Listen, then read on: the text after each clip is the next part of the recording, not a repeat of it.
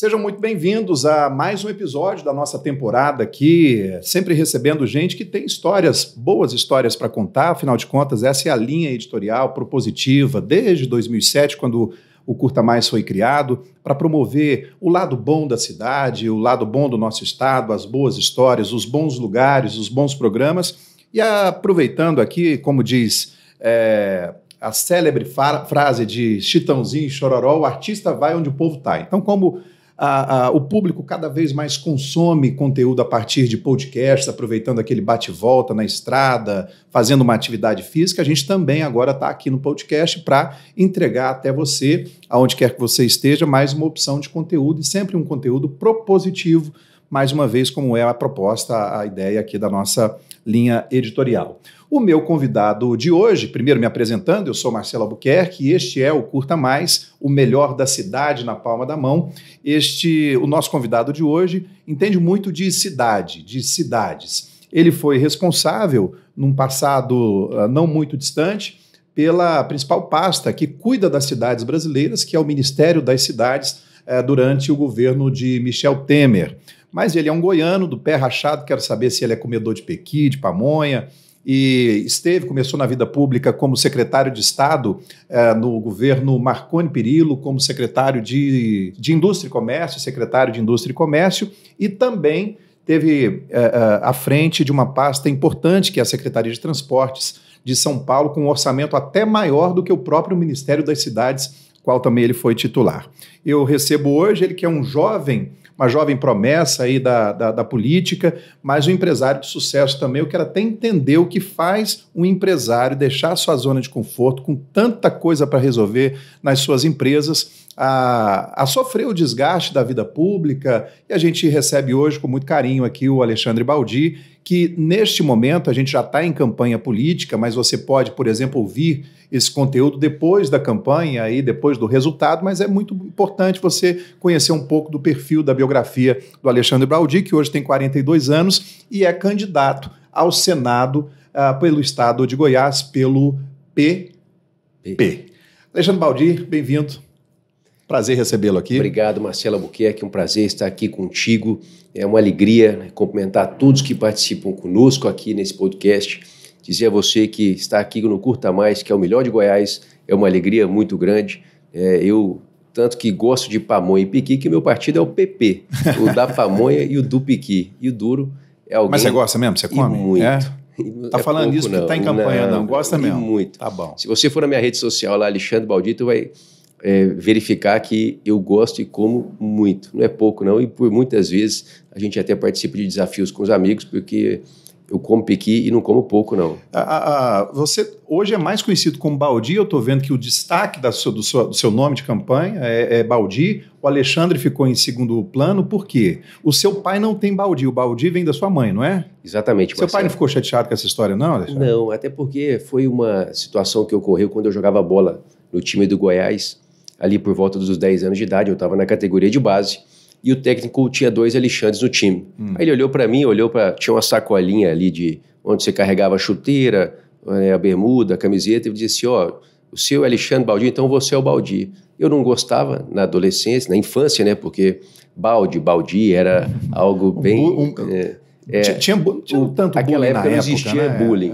Mas existia a gozação, né, que era muito grande. E aí meu irmão mais velho, o Joel, ele acabou incitando os meus amigos, sabendo o que tinha acontecido lá no time, do meu time do Goiás, ele acabou falando assim: você tem que chamar ele de Baldi, esse aí é o Baldi, e acabou essa brincadeira se tornando o meu nome praticamente.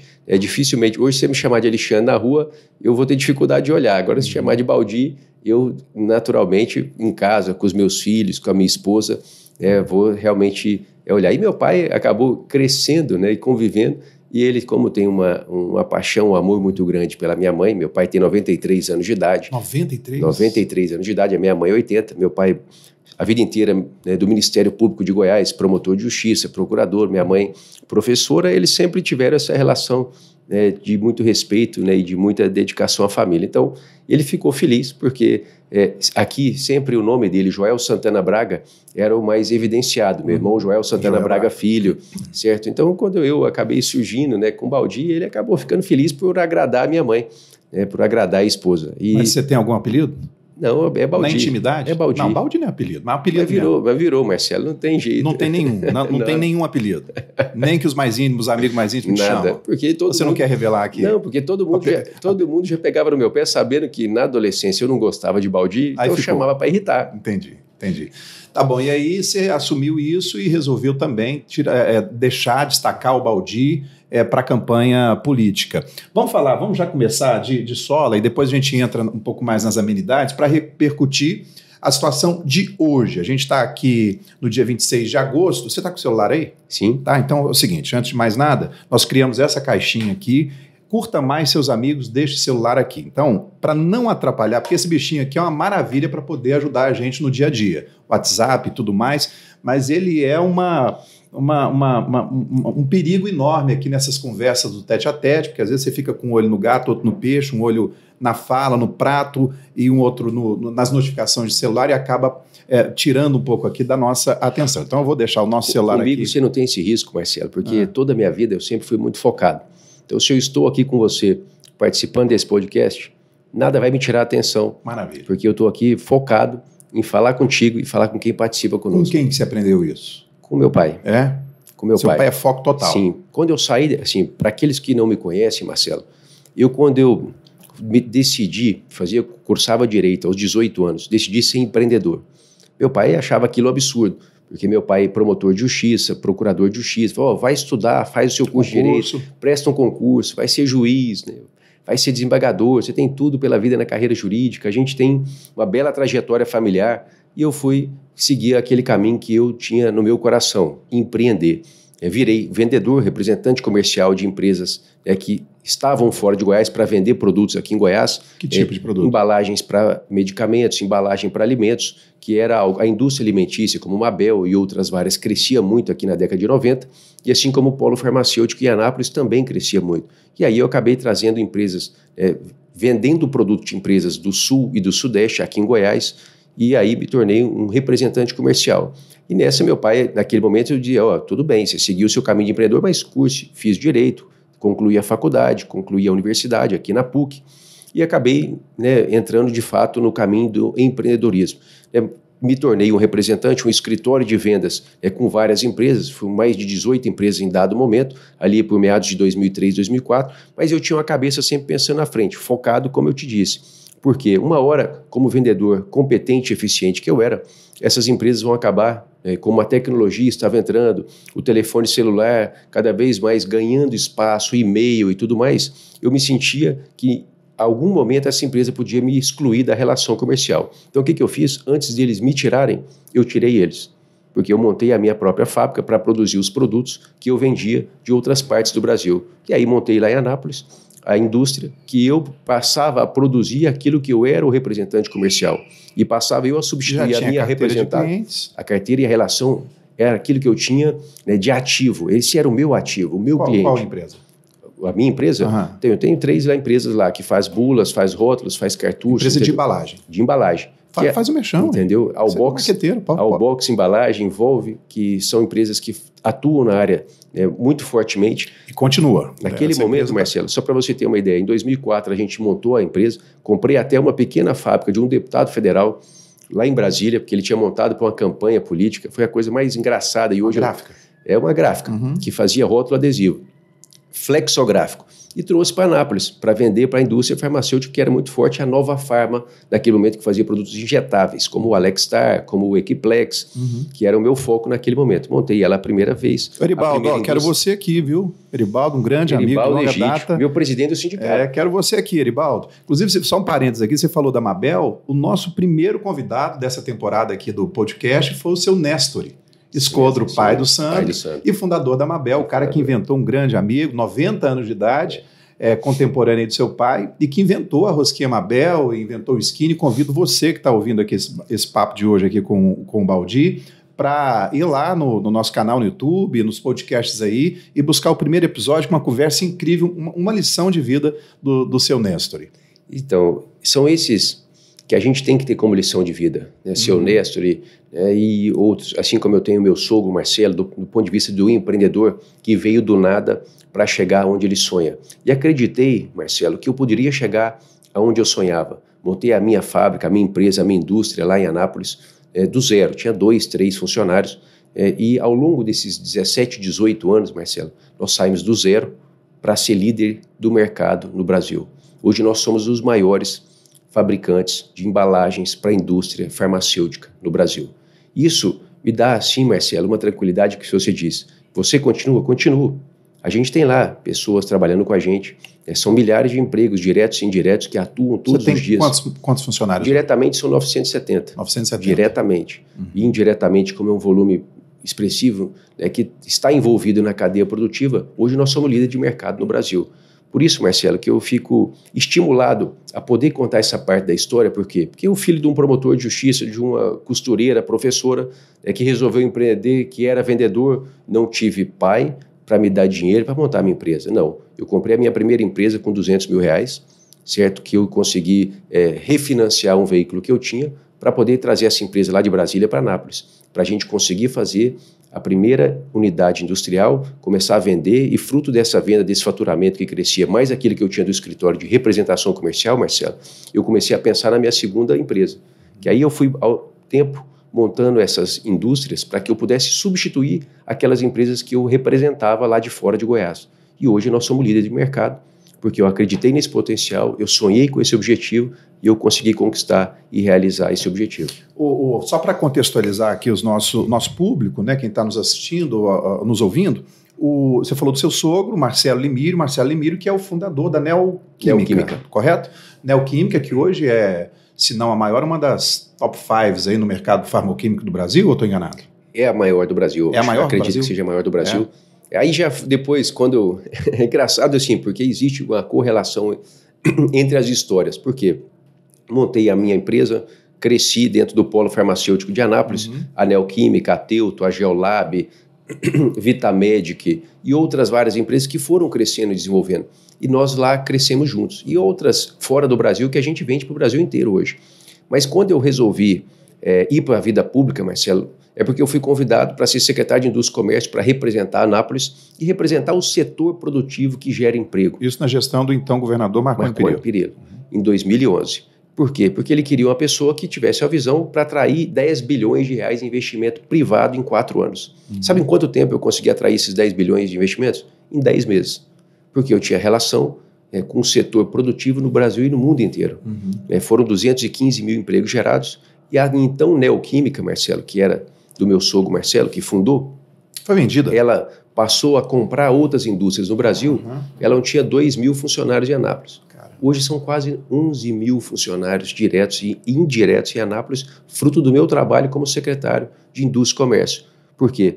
Eu enxergava esse potencial do polo farmacêutico, dessa consolidação do setor, porque indiretamente eu atuava, e eu fiz com que nós pudéssemos atrair esses investimentos para vir para cá. Então, se imagine só, uma empresa que tinha 2 mil colaboradores, passar para quase 11 mil colaboradores, e é o maior parque industrial farmacêutico da América Latina hoje. Continua com a família? Não, depois em 2018 a família saiu. Foi vendido. Exatamente. Tá, foi vendido.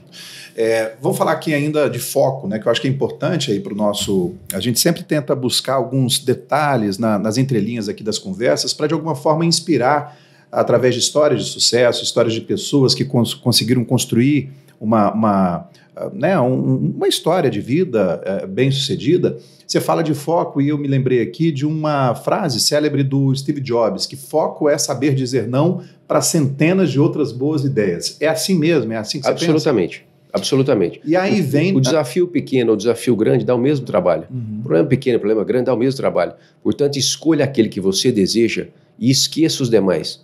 Quando eu escolhi para a vida pública, Marcelo, eu me afastei da minha empresa e disse ao meu sócio e ao meu time que eu ia focar na vida pública, porque eu já tinha sucesso, eu já tinha alcançado aquele objetivo que era o meu sonho, que então eu achava lá 10 anos antes que era impossível eu conseguir ser um industrial, porque eu tinha um sonho de ser industrial, eu tinha sonho de ter uma indústria, porque eu sou assim um admirador da transformação que a gente consegue de produtos, de bem de consumo que a gente possa fazer na nossa vida cotidiana. E essa entrada na política, esse sonho já era também um sonho de infância, ou ele surgiu ao longo da sua vida adulta? Como é que pintou essa ideia aí, começou a bater no coração? Marcelo, eu não tinha pai nem padrinho político. Portanto, eu convivi muito com o sogro do Joel, meu irmão mais velho, Joel Santana Braga Filho, que era Marco Maciel. Então, senador e... Quando eu o conheci, ele era senador da República, eu tinha 6 anos de idade, e aí foi ele nasceu, eu nasci no mesmo dia que ele, então eu tinha uma relação de respeito e admiração muito grande, e até a minha empresa de venda, de representação comercial, surgiu uma das viagens que eu fiz com ele. É uma história longa que depois eu te conto. E ele foi vice de Fernando Henrique Cardoso, vice-presidente, né? Vice discreto, mas muito importante naquele momento do país, um cara que eu não o conheci, mas pela trajetória de vida sempre admirei muito. Exatamente. Vamos falar então aqui, porque é importante trazer a questão do foco aqui para a nossa conversa, porque você está aí, começou a construir uma história de sucesso no empreendedorismo, criou a sua empresa, e a gente sabe que uma empresa nunca vai estar consolidada. É um clichêzinho aí do mercado, mas nunca uma empresa vai estar consolidada, porque, como diz o bom goiano, é o olho do dono que engorda a boiada. E aí você sabe, mas então pelo menos tem um sócio, para você focar num outro ambiente, que é o ambiente político, num outro segmento, mas você deixou então o seu sócio, você tem sócio lá que hoje toca a sua empresa. Você não concilia as duas coisas? Não concilio, Marcelo. Tá. Eu tenho um sócio e eu tenho um time que eu confio. Porque quando você tem foco, você sabe montar um time, você sabe liderar uma equipe, você sabe construir uma métrica de trabalho, um procedimento de trabalho. E você cobra que essas metas elas aconteçam, seja na linha de produção e seja no resultado de faturamento ou resultado financeiro. Então, Marcelo, basta você saber o que está fazendo, certo? E poder entender como liderar o seu time, que você certamente vai ter sucesso, mesmo não estando atuando diretamente e complementando que o olho do dono que engorda o gado, mas esse olho hoje, com a tecnologia, com a capacidade de que você consiga, com muito trabalho, porque você tem que trabalhar 20 horas por dia, para conseguir acompanhar um ritmo de vida que a gente tem hoje no dia a dia. Você tem um conselho na sua empresa? Temos um conselho. E você continua participando desse conselho ativamente? Não participo do conselho. Nem do conselho? Nem do conselho. Então, mas aí, você recebe relatórios? Relatórios gerenciais que eu aprendi a viver minha empresa, eu montei ela do zero. Eu sei aonde é cada ponto de dificuldade, cada ponto de desafio e cada ponto de possível êxito dentro da empresa. Então você só recebe hoje o lucro da empresa? Não, negativo, os relatórios gerenciais. Eu recebo o relatório de produção. Não, mas ok, você vai ser acionista majoritário da empresa. Com certeza, não, eu recebo lucro, tenho resultado. Nenhum empresário tem uma empresa por filantropia, porque o capitalismo é capitalismo realmente para as pessoas montarem uma empresa e terem resultado. Tá. E eu vou te falar que é isso que me dá a tranquilidade de estar na vida pública, Marcelo, porque inclusive eu nunca recebi salário de função que eu ocupei. Eu nunca recebi salário. Eu ia entrar nisso. Então você já antecipou uma pergunta minha aqui. Um cara bem sucedido com seus negócios, vai para servir o público, como diz o próprio nome, você passa a ser um servidor público, e tem ali o seu rendimento mensal como servidor público. Então, você sempre abriu mão dessa... Eu faço uma doação, Santa Casa de Anápolis, sempre foi assim? Sempre foi assim.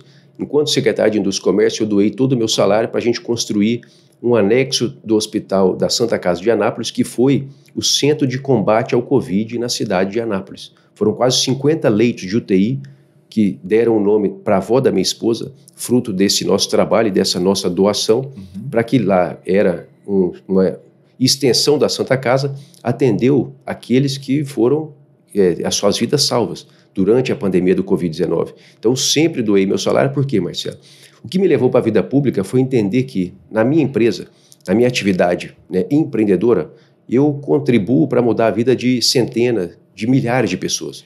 Quando eu vou para a vida pública, Marcelo, eu entendi e eu entendo que eu posso, com o meu trabalho, mudar a vida de milhões de pessoas. Então é isso que me estimula. E se eu receber um salário, se eu receber aquilo que eu não tenho necessidade, é claro que eu vou ter uma dicotomia.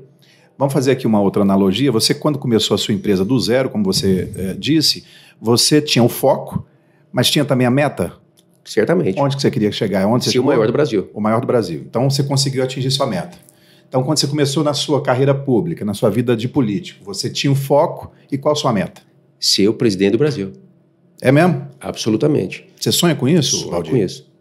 E vamos lá, então vamos por partes, porque para conseguir atingir uma meta tem processo, tem uma jornada aí. E nessa jornada agora, que é uma jornada sem sombra de dúvidas bem sucedida, você foi secretário de Estado em Goiás, você foi secretário de Estado em São Paulo, que é a maior economia de uma unidade federativa do Brasil, e você foi ministro do país, ministro das cidades, cargo ocupado por pouquíssimos goianos, a exemplo do que o Iris Rezende foi, como ministro da Justiça, da Agricultura. Da Agricultura. Foram 8 goianos. 8 goianos, ministros? Ao longo da história do Brasil, da República Brasileira, foram 8 goianos. Eu fui o 8º goiano a ser ministro de Estado e de um ministério tão capilar como o Ministério das Cidades, que era responsável por áreas tão importantes, né, como moradia, habitação, saneamento básico, mobilidade urbana. Então, por que eu quero sonhar em ser presidente, Marcelo? Porque todo mundo tem que ter um foco, todo mundo tem que ter um objetivo. Quem não sonha, não trabalha, porque não sabe aonde quer chegar. Você tem que ter uma visão.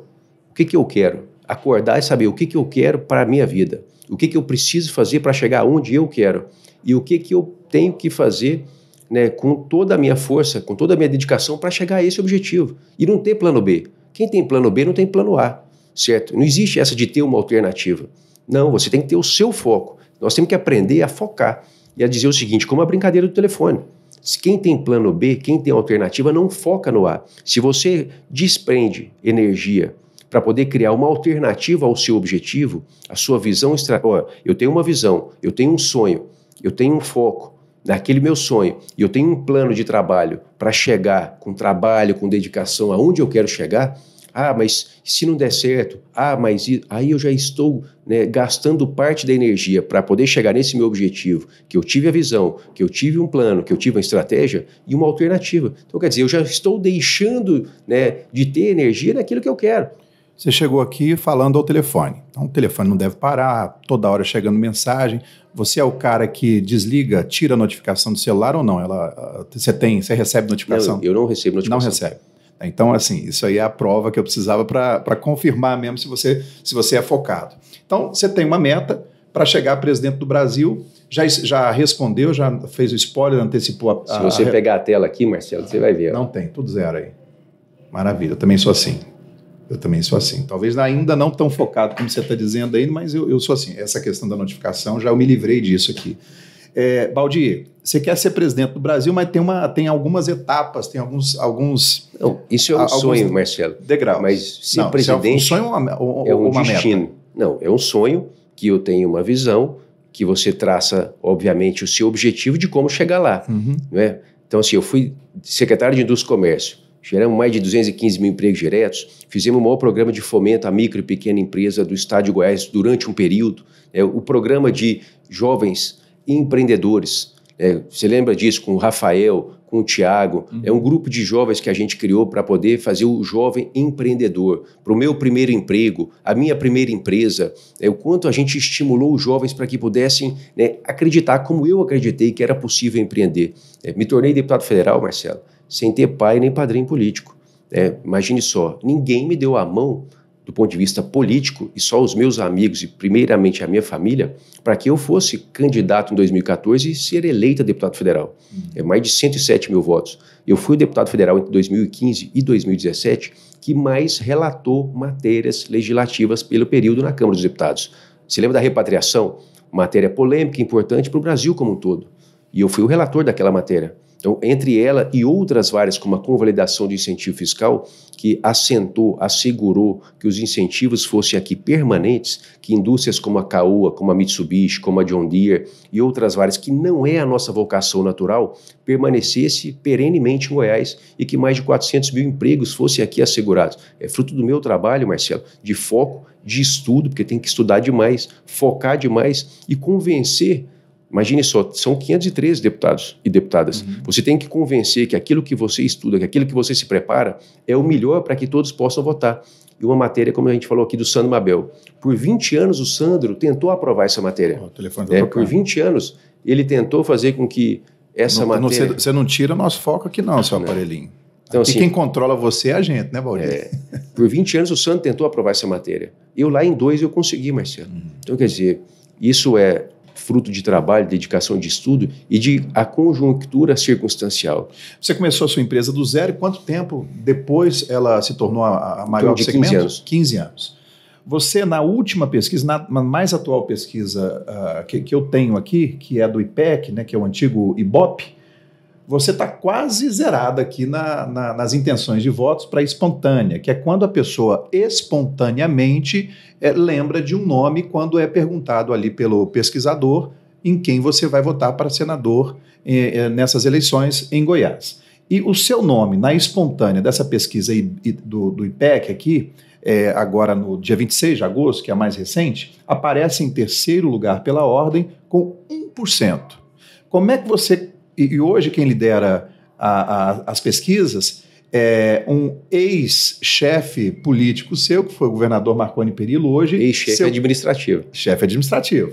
E hoje o seu adversário político aqui ao Senado, que lidera a intenção de voto nessa mesma pesquisa aqui com 9%, seguido depois do delegado Valdir, com 4%, e você aparece em terceiro lugar com 1%, para as intenções de votos, aqui no caso da espontânea. Se a gente for pegar pela estimulada nessa pesquisa aqui do IPEC, Marconi tem 24%, o delegado Valdir 18%, João Campos 7% e o Baldi, você aparece em quarto lugar aqui com 4% na pesquisa estimulada.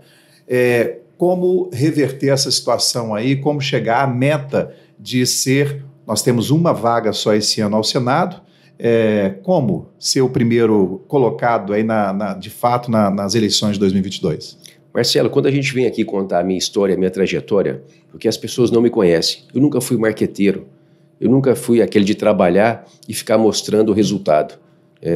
Eu teria que ter feito isso. Fui deputado que mais relatou matérias, com um mandato só, fui aquele que mais... Você errou nesse ponto? Eu acho que poderia ter acertado mais, certo? Porque eu estava preocupado com o foco no trabalho, no resultado, e não aquele que fica querendo mostrar e menos em fazer, em dar publicidade realizar, a isso. Certo? Então, quer dizer, eu poderia ter mostrado mais, porque eu fui aquele parlamentar que mais trouxe recursos na história para o Estado de Goiás. Mas isso precisa ser contado, Valdir. Eu preciso, então, nesse momento, Marcelo, eu vou ter que recapitular essa minha trajetória na vida privada e na vida pública e mostrar para as pessoas quem é o meu adversário, o meu desconhecimento popular.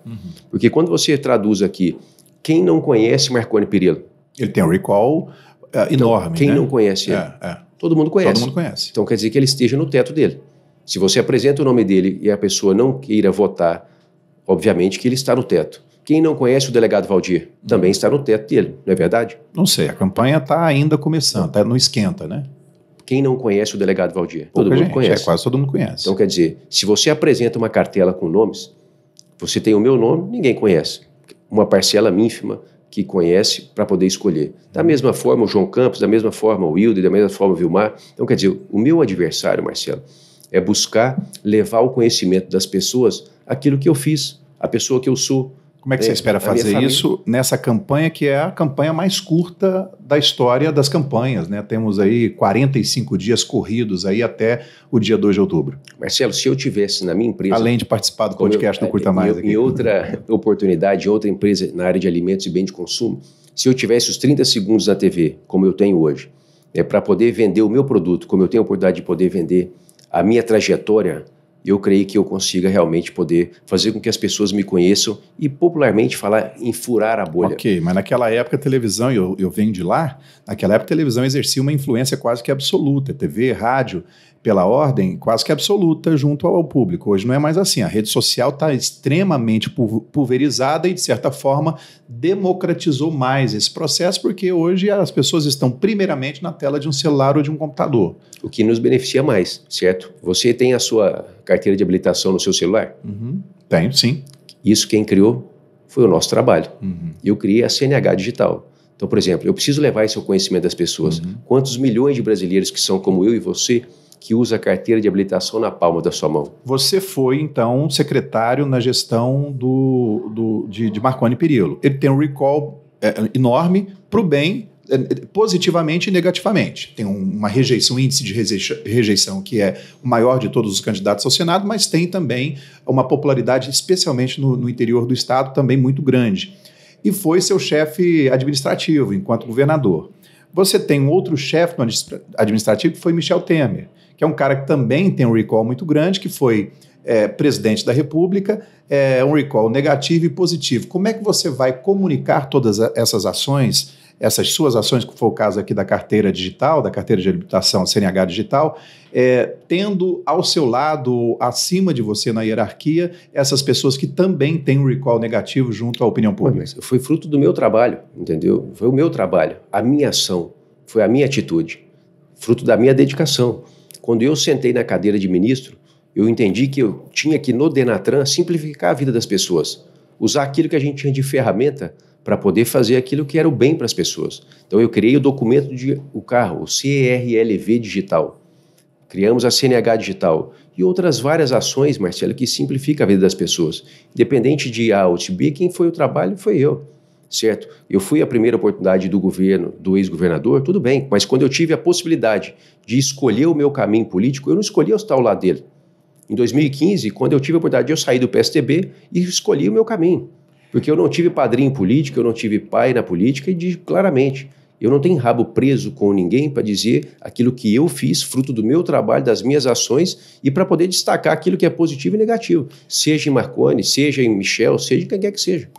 Baldi, sobre padrinho político, quem é o seu padrinho político nessa campanha? Ninguém, sou eu. Mas você teve um apoio, de certa forma, ali, meio que tímido. Do meu trabalho. Do Ronaldo Caiado, do governador do estado. Não é o meu padrinho político, ele é meu aliado político. Mas também, de certa forma, é o mesmo candidato, é o governador que apoia a candidatura do delegado Valdir.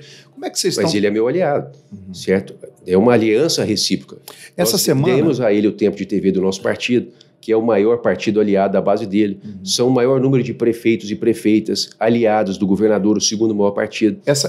É uma aliança recíproca. Essa campanha tem aí algumas particularidades e essa semana surgiu aí uma fofoca no meio político e aí, como jornalista, eu tenho que lidar diretamente na fonte, aí tá uma das fontes dessa informação sobre um suposto apoio velado do governador Ronaldo Caiado, e atual candidato à reeleição, seu aliado político, de um apoio velado nos bastidores à candidatura ao Senado de Marconi Perillo, que hoje é o seu adversário político. Até onde vai essa informação naquilo que você sabe? Marcelo, nós acompanhamos aí esses 3 anos, 7 meses e 24 dias, o governador Caiado assumindo um governo quebrado, falido.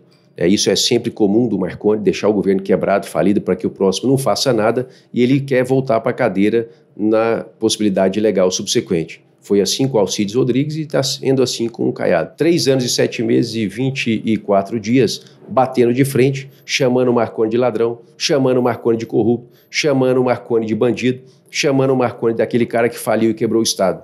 E agora você vai me dizer que o Caiado vai se aliar ao Marconi? Você concorda com o Caiado nessas afirmações que você acabou de dizer aí? Isso aí é uma trajetória de uma pergunta que eu e você temos que responder dada aos fatos. Mas o que Como estão colocados os fatos? Qual que é a sua opinião sobre isso? A minha opinião é que os fatos estão colocados e cada um tira as suas ponderações. Qual que é a sua? A minha fica para mim, a sua fica para você e aqueles que estão ao lado retiram aí das informações. Sabe o que é, Baldi? Assim, numa boa mesmo... Que ele quebrou o Estado, ele quebrou o Estado. E isso é um fato.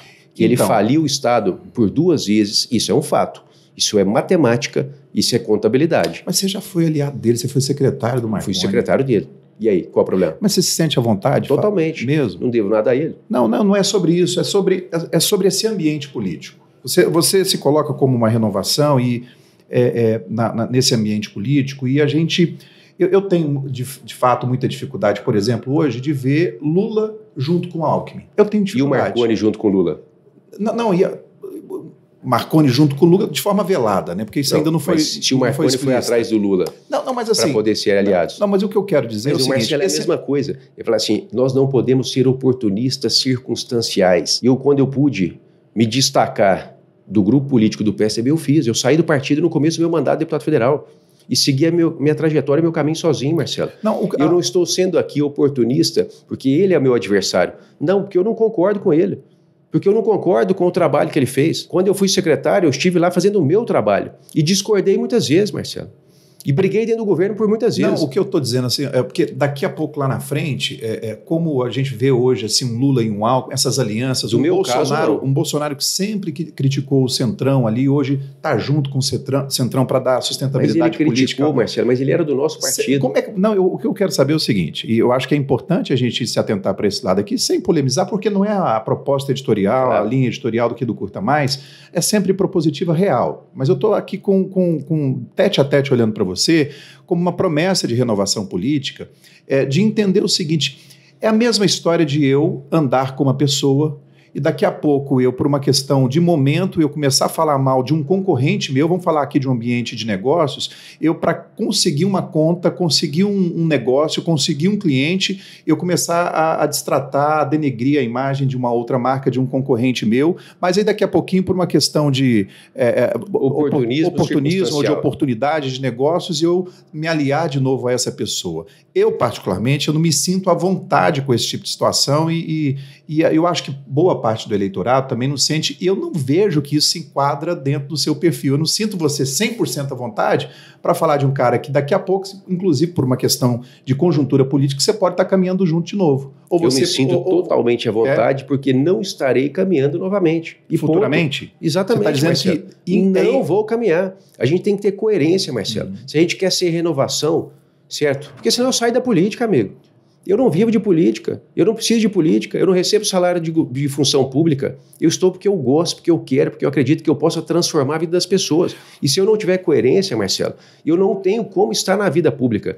Desde que você não perca os seus princípios, as suas questões morais e éticas, você pode sim construir alianças que você vai revisar e vai até mesmo reavaliar para que sejam refeitas no futuro. Agora, neste caso, Marcelo, nós temos que ter coerência. Se eu fui um crítico ao Lula no passado, eu não posso voltar a ser aliado do Lula. Se o Marconi foi lá e bater no Lula contra a CPMF, lutando pelo povo brasileiro quando ele foi senador, por que agora ele quis se aliar ao Lula para chegar ao governo do Estado? Então, quer dizer, essas raposas velhas da política, Marcelo, porque é assim que eu gosto de nominar, é que nós temos que abominar, porque isso é um fato. Não adianta, a gente tem que, jovem como nós somos, nós temos que ser claro. Se a gente quer mudança na política, nós temos que fazer parte dessa mudança. E eu não serei aliado mais dele, ponto final. Nem hoje, nem amanhã, nem daqui 2, nem daqui 5, nem daqui 10 anos. O Brasil vive o momento... Em 2018, eu fui adversário dele. E o meu grupo derrotou ele. Nós bancamos o senador Vanderlan pelo Progressista, pelo PP, e chegamos em primeiro lugar, Marcelo. Quem que é os candidatos à suplência na sua... Chama-se Humberto Alencaço e Flávia Cunha. Tá. 2024, você tem projeto político? E eu tenho um projeto para ser senador de Goiás, Marcelo. Por quanto tempo? Por 8 anos. Por 8 anos? Certo. Eu não tenho essa necessidade, esse afã de pensar em querer, olha, eu vou ser governador em 2026. O povo está cansado. Não, vamos falar de 2024. 2024 são eleições municipais. Você tem algum projeto político para 2024? Nenhum. Não tem? Nenhum. Tá. O Brasil vive um momento de maior divisão política, ideológica, divisão da população, divisão de famílias que às vezes estão aí indo a vias de fato por conta de paixonites políticas, de A e B, e nesse momento de esquerda e de direita, Lula e Bolsonaro. As pesquisas de intenção de voto mostram claramente essa polarização. De que lado que o Baldi está? Você está mais para a direita, mais para a esquerda? Mais para a direita. Mais para a direita. Você é Bolsonaro? Sou Bolsonaro. Você não teme, por exemplo, por conta dessa polarização que hoje, pelo menos nas pesquisas que aí estão, mostram Lula liderando, você não teme que isso possa atrapalhar a sua candidatura agora? Eu vou perder o meu princípio, a minha coerência, Marcelo. Eu temo pela minha honra, pelo meu nome e pelos meus princípios. Se eu fui um crítico ao Lula no passado, eu não posso ser um oportunista circunstancial, porque eu preciso de voto para ser eleito. Eu tive aqui com o Major Vitor Hugo, esteve aqui comigo no episódio anterior, fica aí o convite também para você que tem interesse em conhecer mais sobre essa figura política, né, candidato ao governo do Estado, tem um episódio anterior a este aqui do Baldi. E eu vou te fazer uma pergunta, você concorda com a mesma pergunta que eu fiz para o Major, você concorda com tudo que o Bolsonaro fez nesse primeiro mandato dele? Claro que não. O que você discorda? De muitas coisas. Muitas coisas. Mas o porquê? Isso é igual com a minha esposa. Concordo com tudo que ela faz. Você não concorda? Claro que não. Não concorda? Claro que não. Como é que você faz isso? Eu concordo com tudo que a minha faz, Valdir. Não, negativo. Como em qualquer relação saudável, de amizade, de família, nós não somos unanimidade. Então não tem como concordar com tudo que é feito. Em qualquer ambiente, isso. O que nós temos que ter, Marcelo... Lá em casa, coerência, a última palavra é a minha, sim, senhora. Mas assim, entre ser mandado e ser mentiroso, eu sou mandado. Quem que manda na sua casa? Entendeu? É minha esposa. Ponto. Agora, você vai dizer que eu concordo com tudo que ela diz? Não. Tem muita discordância e muita divergência, mas são saudáveis. Por que você está com o Bolsonaro? Por que você apoia ele? Porque eu sou de direita. Porque se nós tivéssemos um nome que representasse aquilo que eu acredito, que fosse, né, com chance de vencer a eleição, eu acreditaria. Você é a favor do porte de armas para o cidadão de bem? Sou a favor do porte de armas para o cidadão de bem. Você é contra ou a favor do aborto? Sou contra o aborto. Legalização da maconha? Contra a legalização das drogas. Não para uso medicinal, como é o caso do canabidiol. Claro. Né? Porque isso é um assunto que precisa ser discutido. Tem que ter. Eu sou a favor da família, Marcelo. Eu sou a favor que família? Da base que hoje é familiar. Uma outra discussão. Da base familiar. Certo? A conservadora. Nós temos a família conservadora.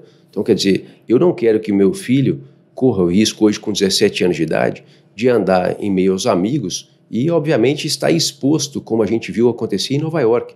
Foi liberado o uso da maconha. E hoje a cidade ela passa por uma degradação e os seres humanos da mesma forma. Então não precisamos errar se a gente pode observar o erro dos outros. Então, quer dizer, eu acredito, defendo e vou trabalhar da mesma forma como representante da função que eu estiver defendendo o povo. Você falou que a meta é chegar a ser presidente do Brasil. Então você disse que vai ficar 8 anos aí no Senado, correto? Certo. Você vai cumprir os 8 anos de Senado. Exatamente. Nós estamos falando que você está com 42, você vai ter 50 anos de idade. Então você vai esperar o seu mandato terminar lá como senador para disputar, por exemplo, uma candidatura à presidência da República? Primeiro eu vou levar o meu nome à população para ser conhecido pelos goianos, vencer uma eleição ao Senado e me tornar o melhor senador da história. Como eu fui deputado federal, que mais trouxe recursos do governo federal para cá, para Goiás, na história.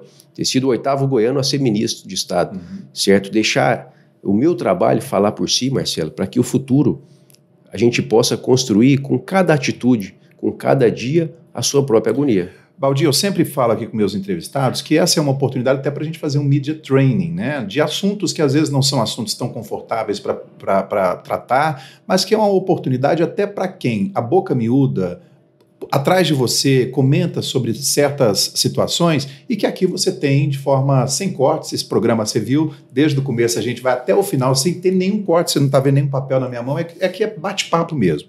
E tem alguns episódios, a gente está falando de uma carreira sem sombra de dúvidas bem-sucedida. Você foi ministro das cidades, ministro no país, com quantos anos? 38. 38 37. anos. 37 anos. Então, assim, isso, sem sombra de dúvidas, é uma carreira nos negócios bem-sucedida e uma carreira na vida pública bem-sucedida. E isso incomoda muita gente. Incomoda muita gente. Então, você foi secretário de Transporte de São Paulo, uma pasta extremamente disputada, cobiçada. E teve um episódio aqui que eu acho que, de certa forma, deve ser um assunto muito desconfortável para um cara não que... É, não. Não, mas não é, não. Você foi preso. Marcelo, deixa eu dizer para você, isso afeta a minha honra e meu nome. Exatamente. Mas eu digo a você, eu tenho toda a tranquilidade para poder falar porque eu jamais fui acusado por qualquer função que eu ocupei. Se você faz uma perseguição política porque você tem um jovem bem-sucedido, que tem uma trajetória rápida de sucesso na vida pública, que incomoda muita gente, sem dúvida alguma, Marcelo, essa perseguição política do uso, da judicialização que ocorreu e ocorre em certas partes do Brasil, isso é um fato. Agora, se eu fui vítima dela, Marcelo, eu não tenho medo de falar, eu não tenho medo de enfrentar. Isso foi em 2020, como um desdobramento da Operação Lava Jato, que você foi preso. Como é que foi isso, Baldi? Foi horroroso. Mas horroroso para minha esposa, para os meus filhos, certo? Para minha família e para aqueles que honram e me seguem, Marcelo. Mas eu não tenho medo de falar. E o que você... Eu não tenho medo de enfrentar. Para a opinião pública, para quem está nos acompanhando aqui, por que isso aconteceu? Marcelo, o que eu fui acusado por aquilo que eu não atuava e pelo que eu não tinha como função. Eu ocupei uma pasta que era o 3º ou 4º maior orçamento do Brasil. Existe alguma acusação sobre a minha função? Não. Eu ocupei uma Secretaria de Transportes, que é o maior sistema de transporte público da América Latina, com as maiores obras de engenharia do Brasil hoje na atualidade. Existe alguma acusação ou alguma imposição negativa sobre a minha função? Não. Portanto, Marcelo, eu respondo pelo que eu faço. Agora, aquilo que eles querem como perseguição política, colocar a minha pessoa, Marcelo, isso não me incomoda em me defender. Tem uma outra situação que foi uma denúncia do Ministério Público Federal por contratação irregular de obras de 2018, quando você era titular do Ministério das Cidades. Responde o público isso. A contratação foi irregular. Foi irregular. Absolutamente irregular. Construir casa para pobre, Marcelo, para quem vive em favela, como é o caso aí da favela do Alemão, no Rio de Janeiro, como é a favela do Mundaú, em Alagoas, como aqui no Vale do Cerrado, em Goiânia, são exemplos, Marcelo, que eu não tenho medo de enfrentar na vida pública, porque os atos administrativos, eles são desafiadores. Agora, não tem nada de irregular. Agora, se questão de orçamento, que o governo naquele momento não aprovou o orçamento do ano subsequente porque houve a mudança de governo, Marcelo, não vão impor a mim algo que não é a minha responsabilidade. Baldi, um cara bem sucedido como você, boa pinta, galanzão, casado, bem casado, com 2 meninos maravilhosos, casalzinho. Como é o nome da esposa mesmo? Luana. Luana, do Alexandre e Cléo. Alexandre e Cléo. Podia estar agora em Tahiti, curtindo Bora Bora, podia estar em qualquer lugar, podia estar velejando, podia estar com o pé na areia, podia estar curtindo, enfim, esquiando. E você ter que responder por esse tipo de situação. Compensa, cara, vale Marcelo, a pena. Mas vale é isso que eu quero deixar aqui de sentimento para as pessoas que nos assistem. Se nós que temos a boa intenção não entrarmos na política, nós seremos sempre governados pelos malandros, pelos políticos que estão lá, que são exclusivamente mal intencionados porque só querem aquilo que é o seu benefício pessoal. Então, Marcelo, vale a pena enfrentar. Vale a pena você acreditar que você faz parte dessa diferença. Tem uma outra situação aqui. Qual que é o valuation hoje da sua empresa? Não tenho ideia. Não tem? Você não é divulgado publicamente, então não?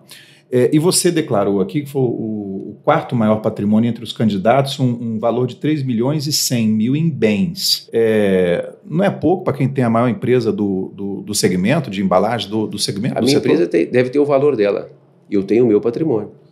Vamos caminhar para a nossa reta final aqui, Baldi, para conhecer um pouquinho mais dessa personalidade de 42 anos que se coloca aí como opção para o eleitorado goiano, para ser um senador, para ser o único desta eleição dos 3 representantes aí do Senado aqui por Goiás.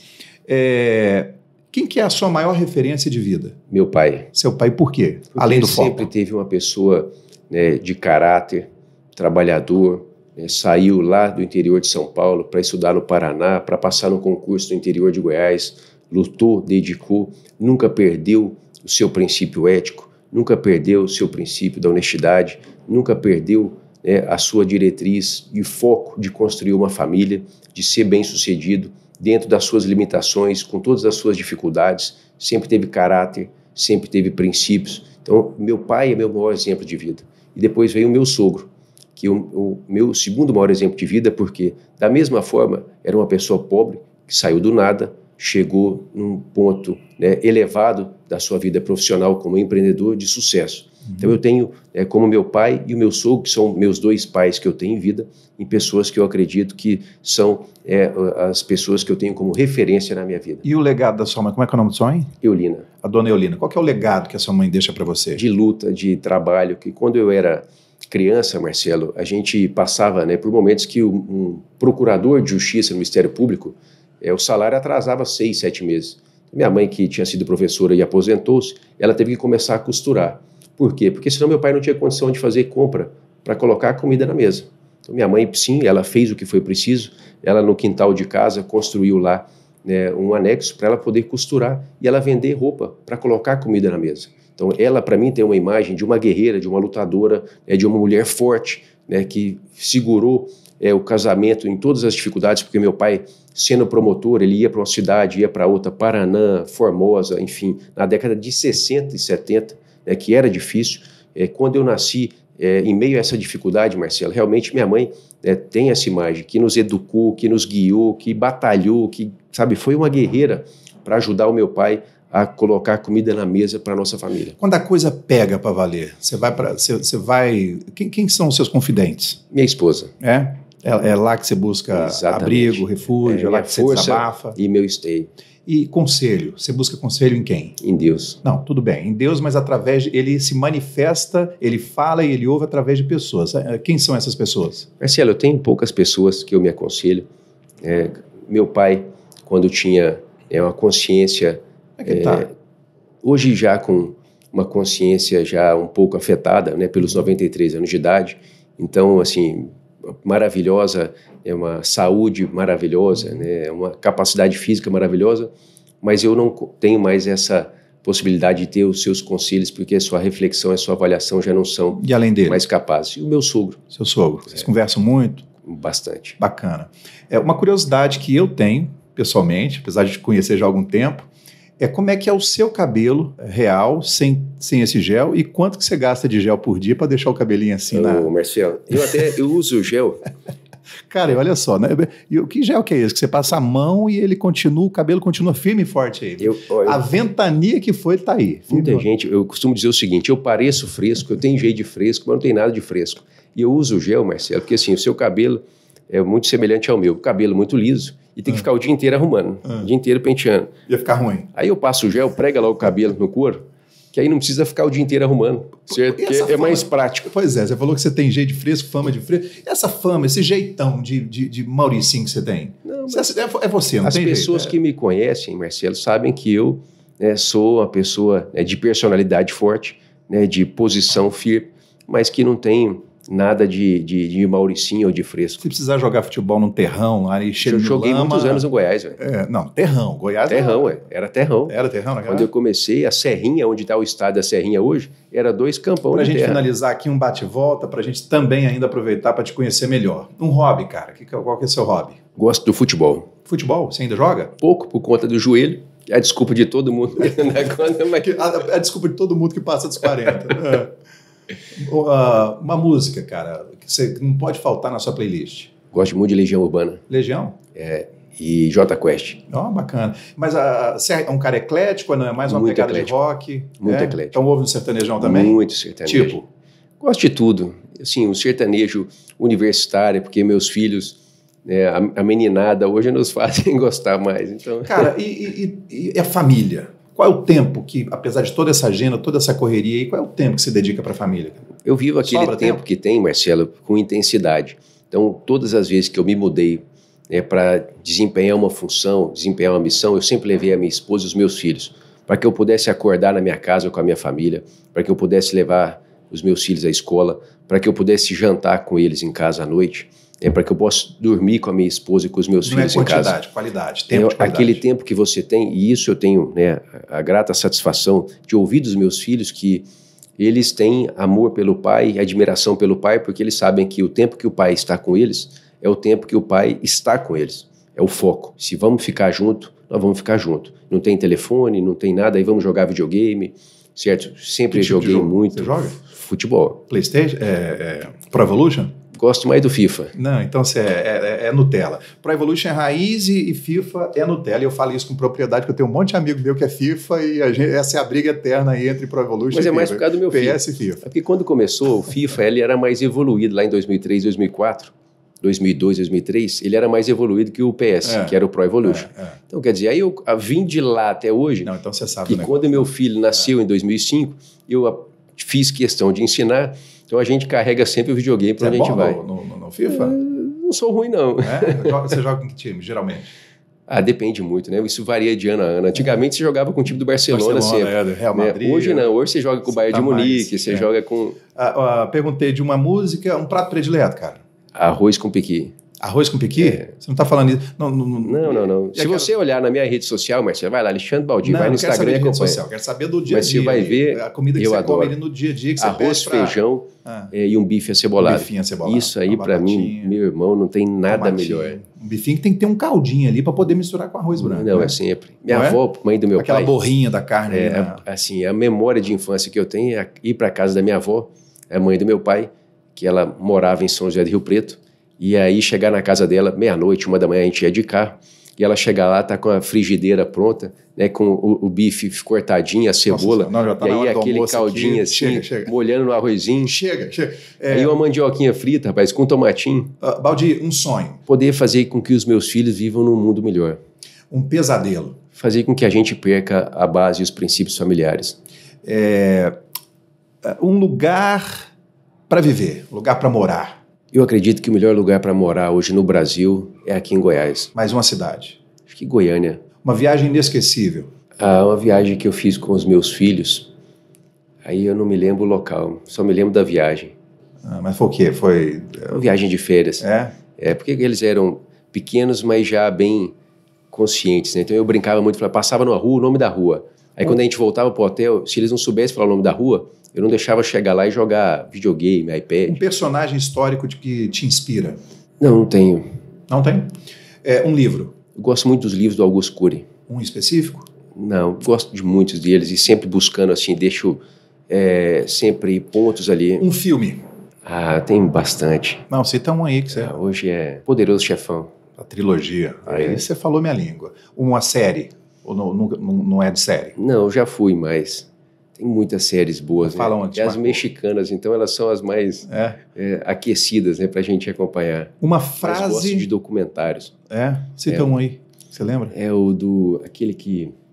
Agora me fugiu o nome, do Netflix. Daquele que era tem um monte. Deputado, congressman, para ser o presidente. Não, isso aí é uma série. É uma série. O House of Cards? House of Cards. House of Cards. Sensacional. Eu vivi a fase do Eduardo Cunha, presidente da Câmara, e a gente que não tinha relação, a gente não conhecia ele direito, a gente não tinha convivência, não conhecia, eu dizia assim, eu vivi o House of Cards do Brasil Underwood. Na pele, o impeachment da Dilma e tudo mais. Cara, pra gente terminar, penúltima pergunta, uma frase para sua lápide. Sonhar pequeno e sonhar grande dá o mesmo trabalho. Sonhe grande. Sonhe e persista. O que você gostaria de ouvir de Deus ao chegar no céu? Valeu a pena viver. Não. O que você quer ouvir dele? Ele vai olhar para você e vai falar o quê? Isso foi o que eu aprendi com o meu pai, que valeu a pena viver. O que é valer a pena viver? Não é não ir no shopping, poder comprar um bem, não é fazer uma viagem, é ter feito o bem. Como a gente fala assim, poxa, eu entreguei mais de 30 mil moradias aqui em Goiás, Marcelo. Você imagina o que é que você viu uma mãe de família chorando porque recebeu a chave. É como você disse, eu estou sendo acusado por ter entregue 17 mil moradias para famílias carentes, certo? Então, assim, isso para mim é um sentimento e emoção que não tem preço. Hoje está em moda falar de propósito. Eu falei que era a última pergunta, mas me ocorreu aqui de ainda falar isso contigo, perguntar isso para você. Hoje está muito em voga, em moda, falar de propósito. Qual que é o propósito de uma empresa, um propósito de uma pessoa? Qual que é o seu propósito? Qual que é o seu porquê? Tem inclusive um livro sensacional que eu recomendo aqui, que é o Comece pelo Porquê, do Simon Sinek.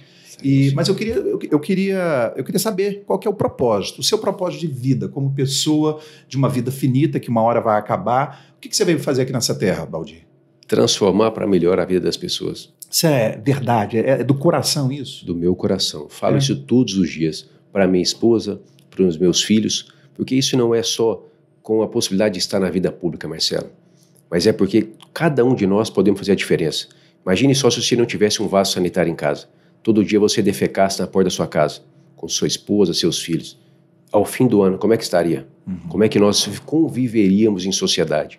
Será que a gente não pode fazer a diferença? Jogando lixo na rua, apagando a luz, fazendo os pequenos atos serem muito representativos para melhorar a nossa vida e para melhorar a vida dos outros. Cara, o que te tira do sério? Porque eu sempre te vi, eu nunca me imaginei você desbravejando, gritando, porque você tem um tom de voz, é discreto. O que te tira do sério? Fazer o mal para quem não pode se defender. Mas te tira do sério mesmo?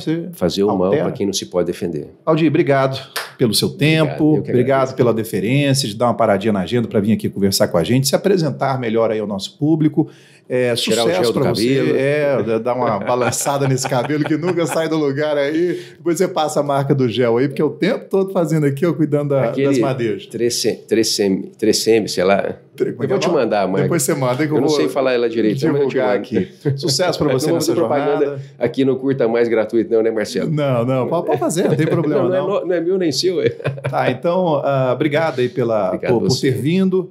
É isso aqui, essa é a nossa proposta para você que nos acompanhou. Espero que tenha conhecido um pouco mais essa história. Eu adoro ouvir histórias, adoro biografia, e é sempre bom conhecer muita coisa aqui que eu já conheço o Baldi já tem um tempo, mas muita coisa aqui que nesse papo que a gente teve pela primeira vez dessa forma, nesse formato, eu não sabia tive a oportunidade de conhecer esse sujeito um pouquinho mais. Eu espero que você também tenha o conhecido um pouco mais. Se você curtiu esse papo, compartilhe esse conteúdo com mais pessoas aí, divulgue o nosso espaço aqui, porque sempre o propósito nosso aqui é de promover, compartilhar boas histórias. Então, espero você no próximo episódio. Se você tiver sugestões, inclusive, de nomes aqui para... eu quero ouvir a história um pouco mais aqui a respeito desse sujeito, dessa pessoa, dessa mulher, desse homem, desse jovem. Manda pra gente aí no direct, no próprio canal do YouTube ou no seu streaming preferido. Eu sou Marcelo Albuquerque, esse é o podcast do Curta Mais. Até a próxima.